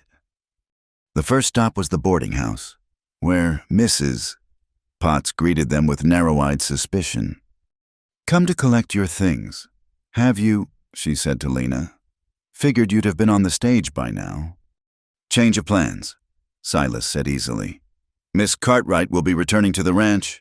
We've decided to pursue our courtship properly, under her real name this time." "Mrs." Potts's mouth opened and closed like a landed fish. But she lied, deceived you." "Yes," Silas agreed. "And she also saved my son's life last night. Risked her own doing it. Seems to me that counts for something." As Lena gathered her few belongings, she could hear Silas continuing to chat with the landlady, his tone friendly but firm. By the time she returned, Mrs. Potts was looking considerably less hostile, though still confused. Their next stop was the church. Reverend Cole was in his study, and his face lit up when he saw them. "Well, this is a pleasant surprise. Heard you had some excitement last night." "You could say that," Silas agreed. "Reverend, I've got a request. I'd like you to start calling on Miss Lena Cartwright here. Official courting visits. Want everything proper and above board." The Reverend's eyes twinkled. "I see. And would Miss Cartwright be amenable to such visits?" "She would," Lena said, finding her voice. "Very amenable." "Then I'll be happy to oblige. Though I should warn you, the congregation might have some opinions about this arrangement." "They usually do," Silas said dryly. "But I reckon they'll come around. Good people usually do, given time and reason." As they left the church, they nearly collided with Samuel Martinez, the old veteran who'd spoken up for Lena at the social. "Granger," he said, nodding. "Miss." His weathered face cracked into a smile. "Glad to see you've got more sense than most folks credited you with." "Sometimes it takes a flood to wash away the nonsense." Silas replied, "Indeed it does." Samuel tipped his hat to Lena. "Welcome back. Miss, town wasn't the same without you." They made several more stops the bank to transfer Lena's meager savings, the general store for supplies. Each interaction was a small test, and while not everyone was as accepting as Samuel, most seemed willing to follow Silas's lead. His standing in the community, built over years of honest dealing, provided a shield of sorts. It was at their final stop that they encountered real resistance. The mercantile was crowded with afternoon shoppers, and Sarah Blackwood, the banker's wife, was holding court near the fabric counter. "I simply cannot believe it," she was saying to her audience. "Taking back that deceiver after what she did. Poor Sarah must be rolling in her grave." The shop fell silent as they entered. Lena felt Silas tense beside her, but before he could speak, Toby piped up. "My first ma wouldn't be mad," he announced clearly. "She'd be glad Pa and I aren't sad anymore. She told me before she went to heaven that she wanted us to be happy." The simplicity of the child's words seemed to shame several of the listeners. Mrs. Blackwood, however, was made of sterner stuff.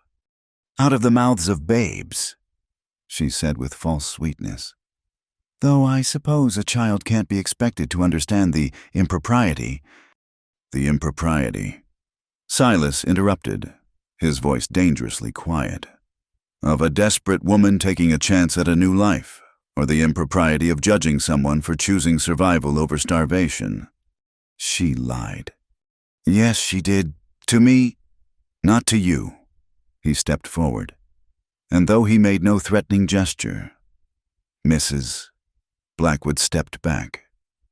"I'm the one who was wronged, and I've chosen to forgive. Unless you've got some personal stake in my family's business that I'm unaware of." The challenge hung in the air. Around them, Lena could see opinions shifting on faces, the social mathematics of small-town dynamics recalculating in real time. It was Mrs. Chen who broke the tension, emerging from behind a display with a bolt of cheerful calico. "I think this would make lovely curtains for the ranch," she said to Lena, as if the confrontation wasn't happening. "The yellow would brighten that big kitchen wonderfully." Gratefully, Lena accepted the conversational lifeline. "It's beautiful. What do you think? Toby, would you like yellow curtains?" "Can we get enough to make a shirt too?" the boy asked. "Yellow's my favorite color now." "Since when?" Silas asked, distracted from his standoff with Mrs. Blackwood. "Since Ma wore a yellow dress the day she told me about the brave horse." Toby explained, "It's a happy color." And just like that, the moment passed. Mrs. Blackwood retreated with her coterie, defeated by a child's innocent joy. Other shoppers returned to their business, though Lena caught several thoughtful glances. Mrs. Chen cut the fabric with a small smile, and if she charged less than usual, she didn't mention it. On the ride home, wagon loaded with supplies and new beginnings, Lena felt a weight lift from her shoulders. It wouldn't be easy. There would still be whispers, still be those who condemned her deception. But she had what mattered: Silas's steady presence beside her, Toby's trusting hand in hers, and the chance to build something real on the foundation of truth. "Thank you," she said softly as the ranch came into view. "For what?" Silas asked. "For standing up for me, for giving me a chance, for—" She gestured helplessly. "Everything." He shifted the reins to one hand, using the other to pull her closer. "Thank you for coming back, for saving Toby, for being brave enough to stay and face the music." "Does this mean we're a real family now?" Toby asked from her other side. Lena looked at Silas over the boy's head, seeing her own emotions reflected in his eyes: hope, determination, and the beginning of something that might be love. "We're getting there," Silas said. "Day by day, we're getting there." As they pulled up to the house, their house, Lena saw the flood damage that would need repairing, the work that awaited them. But she also saw the garden she'd planted beginning to bloom, the curtains she would sew for the windows, the life they would build together. It had taken a storm to wash away the lies, a near tragedy to reveal what truly mattered. "But sometimes," she thought as Silas helped her down from the wagon and Toby ran ahead with his rescued horse, sometimes the hardest road led to the sweetest destination. She was home, not as Eliza Whitmore, mail-order bride, but as Lena Cartwright, soon-to-be Lena Granger, mother, partner, and keeper of second chances. The future stretched before them. bright with possibility. And for the first time since stepping off that train with another woman's name, Lena faced it with nothing to hide. The truth, it turned out, was worth more than any comfortable lie. And the love that grew from honesty was stronger than any built on pretense. As the sun set over the Colorado mountains, painting the sky in shades of gold and rose, the Granger family, for that's what they were now, truly went inside together. Tomorrow would bring new challenges, but tonight there was supper to make, stories to tell, and the quiet joy of being exactly where they belonged. The morning of the wedding dawned with a sky so blue it hurt to look at, and wildflowers carpeting the valley in a riot of purple, yellow, and white. Lena stood before the mirror in Sarah's, now her room, wearing a simple dress of cream-colored muslin that Mrs. Chen had helped her make. No elaborate veil or train, just a crown of wildflowers that Toby had picked at sunrise. "You look beautiful, Ma," the boy said from the doorway, dressed in his Sunday best with his hair slicked down so firmly it gleamed. "Thank you, sweetheart." She knelt to straighten his collar, her hands trembling slightly. "Are you happy about today?" "Course I am," he said, as if it were the silliest question in the world. "Pa's been smiling all week, and you've been singing every morning. Even Buck seems excited." As if summoned, the dog appeared, tail wagging, a ribbon tied around his neck that he was trying his best to remove. "Poor Buck," Lena laughed, rescuing him from the indignity. "I don't think he appreciates being dressed up. Pa says we're all getting gussied up today," Toby informed her. "Even the horses got their manes braided." A knock at the door interrupted them. "The Reverend's here," Silas called. "You about ready?" "Almost," she called back, her heart racing. 6 months had passed since the flood, since the truth had come out, since they decided to build something real from the ashes of deception. 6 months of proper courting, of slowly winning over the town, of becoming the family they'd pretended to be from the start. She took one last look in the mirror. The woman staring back bore little resemblance to the desperate creature who'd stepped off the train with a false name. This woman had calluses from honest work, laugh lines from joy, and a light in her eyes that came from being loved and loving in return. "Ready," she whispered, and meant it in every way. The ceremony was held in the valley behind the house, where Sarah was buried. It had been Silas's idea, a way of honoring the past while embracing the future. The whole town had turned out even Mrs. Blackwood, though she maintained an expression of dignified disapproval throughout. Reverend Cole stood beneath a bower of pine boughs, his kind face beaming. The ranch hands had cleaned up remarkably well, and Samuel Martinez had appointed himself unofficial usher, directing people with military precision. But Lena had eyes only for Silas, standing tall and strong in his best suit, looking at her as if she were a miracle. When their eyes met, he smiled that rare, full smile that transformed his weathered face, and she felt her nervousness melt away. Toby walked her down the makeshift aisle, his small hand firm in hers, his steps careful and proud.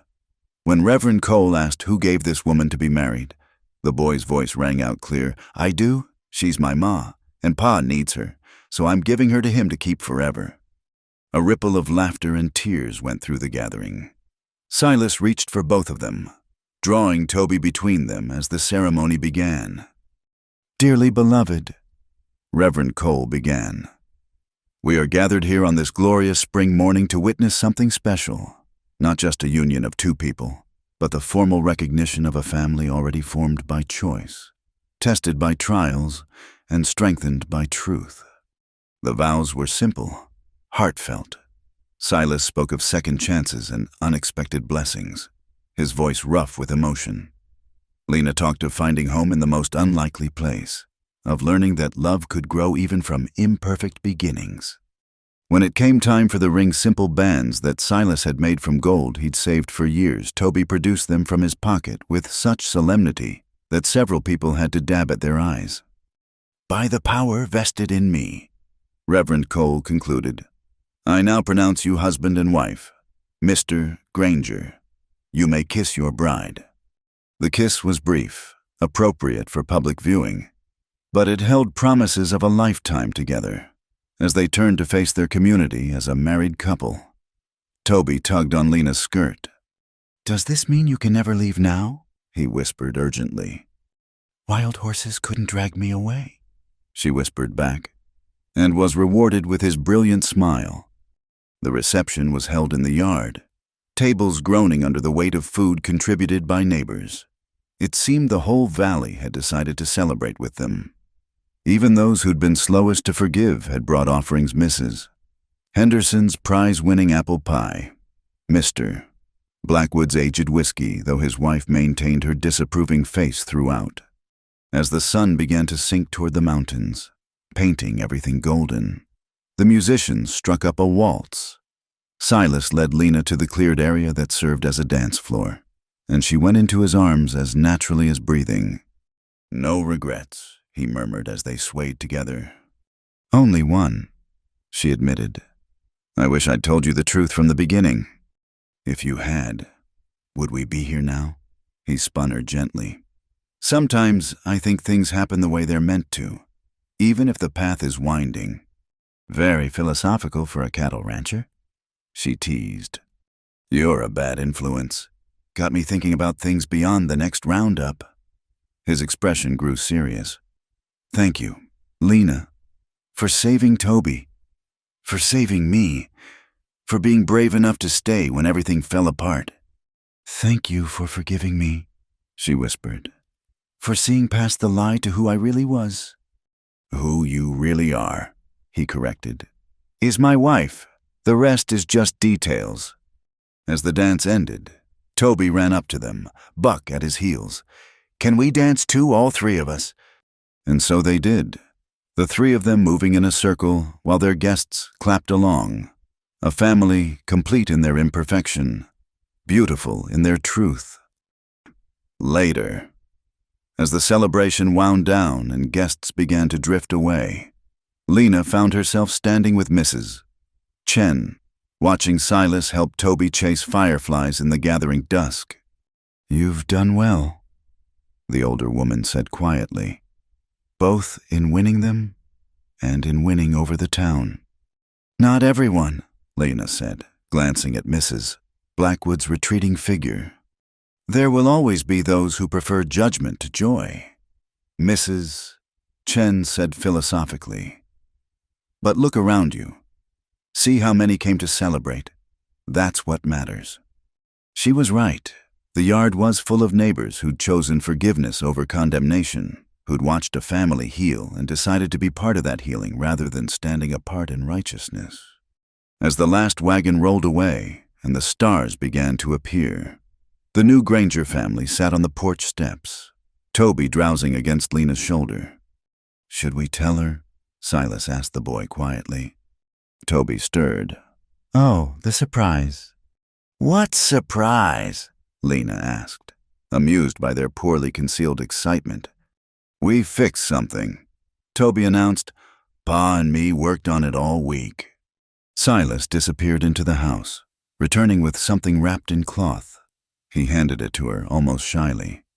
Inside was a wooden sign, carefully carved and sanded smooth.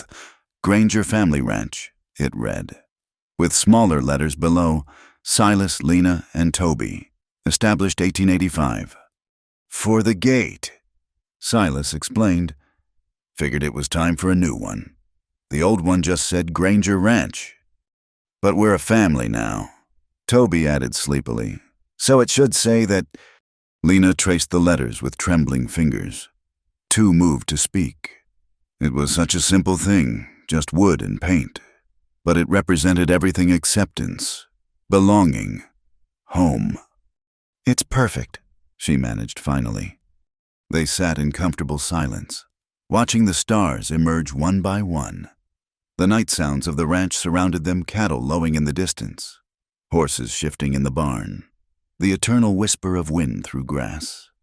"Tell me a story, Ma," Toby requested, though his eyes were already closing. So Lena began to weave a tale, not of grand adventures or far-off lands, but of a family who lived in a valley where wildflowers grew, where second chances bloomed like spring after winter, where love was stronger than fear and truth more precious than any comfortable lie. By the time she finished, Toby was fast asleep. Silas carried him to bed while Lena cleaned up the last traces of the celebration. When he returned, he found her on the porch, wrapped in a shawl, gazing out at their land. "What are you thinking?" he asked, settling beside her. "That, a year ago. I was nobody, lost, desperate, without hope." She leaned against his shoulder. "And now I'm Lena Granger, wife and mother, keeper of chickens and teller of stories." "You were never nobody," he said firmly. "You just hadn't found where you belonged yet." "And now I have." She turned to look at him. "I love you, Silas. I should have said it in my vows, but I was too overcome. I love you for your strength and your gentleness, for the way you love your son, for giving me a chance when I didn't deserve one." "You deserve everything," he said roughly, pulling her close. "And I love you too, Lena, for your courage and your kindness, for bringing music back to this house, for showing me that the heart can heal and grow and love again, even when it's been broken." They stayed there on the porch long into the night, planning their future, the cattle they'd raise, the additions to the house. Maybe more children if they were blessed. Simple dreams, perhaps, but built on the solid foundation of truth and tested by trial. As the moon rose over the mountains, casting silver light across the valley, Lena thought about the journey that had brought her here. The desperate woman who'd stepped off that train with a stolen name seemed like someone from another lifetime. That woman had been running from her past, grasping at any chance for survival. But survival, she'd learned, was just the beginning. Real life, rich, full. Complicated life came from facing truth, from choosing love despite fear, from building something lasting even when the foundation seemed shaky. "What was that thing Reverend Cole said during the ceremony?" Silas mused. "About broken things. That sometimes broken things, when mended, are stronger than they were before." Lena recalled, "That's us, then, broken and mended and stronger for it." "All of us," she agreed, thinking of Toby's journey from silent grief to joy, of Silas's walls crumbling to let love in again, of her own transformation from desperate liar to beloved wife and mother. A coyote howled in the distance, and Buck answered from inside the house, making them both laugh. Soon they'd go in, bank the fires, check on Toby, begin their first night as an official family. But for now, they sat together under the vast western sky, two people who'd found each other through the strangest of circumstances and chosen to build something true from a foundation of lies. The wooden sign waited to be hung in the morning, declaring to all who passed that this was the Granger family ranch, not just a place of work and survival, but a home where second chances bloomed, where love conquered fear, and where the truth, however painful, had set them all free. In the end, Lena reflected, the mail-order bride who'd hidden her identity had shocked the whole town indeed, but not in the way anyone expected. She'd shocked them by staying, by fighting, by proving that redemption was possible and that love could grow in the rockiest of soils. And as she rose to go inside, hand in hand with her husband, Lena Granger nee Cartwright knew that this was just the beginning. The best stories, after all, were the ones that continued long after happily ever after stories of daily choice, ordinary grace, and the extraordinary love that grew when people chose truth over comfort, courage over safety, and family over fear. The frontier had given her a second chance. She intended to spend the rest of her life earning it. Thank you so much for listening to this story. I'd love to hear where you're listening from. Please share in the comments below so we can connect and discuss your thoughts about Lena and Silas's journey. If you enjoyed this tale of second chances and frontier love, please subscribe to Wild West Night for more stories that capture the spirit of the American West. Don't forget to like this video and hit the hype button to help this story reach more listeners who appreciate authentic Western romance. Your support means the world and helps keep these stories alive.